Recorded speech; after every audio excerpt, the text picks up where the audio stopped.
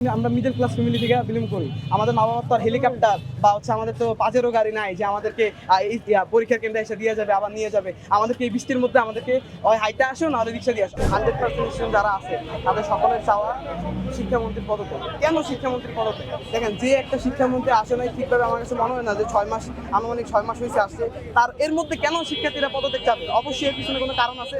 এর মেন কারণ হচ্ছে কি, আমাদের যখন এখন পড়ার টেবিলে থাকার কথা ছিল, আমরা এখন রাস্তায় রাস্তায় ঘুরতেছি। এই রোদ্রের ভিতরে আমরা এই লিফলেট হাতে রাস্তায় রাস্তায় ঘুরতেছি। কেন? আমাদের এই পরিস্থিতির মধ্যে কেন পড়া লাগছে? এই জন্যই আমরা এই যে এইখানে রাস্তায় আমাদের এই কারণে নামা লাগছে, কারণ আমরা এই পরিস্থিতির মধ্যে আছি। আমরা প্রচন্ড পরিমাণে মেন্টালি বিধ্বস্ত হয়ে গেছি। আপনারা প্রত্যেকটা স্টুডেন্টের চোখে মুখে তাকান না, তাইলে আপনারা আপনাদের উত্তর পেয়ে যাবেন। আমরা ভালো নাই, আমরা মানসিকভাবে অশান্তিতে আছি। এখন যদি এই মানসিক অশান্তির কারণে আমরা যদি সুইসাইড করি বা আমরা আত্মহত্যা করি, আমাদের এই যে দায়ভারটাকে আমাদের রাষ্ট্র নিবে, আমাদের শিক্ষামন্ত্রী নিবে, শিক্ষা মন্ত্রণালয় নিবে, কেউ নিবে না।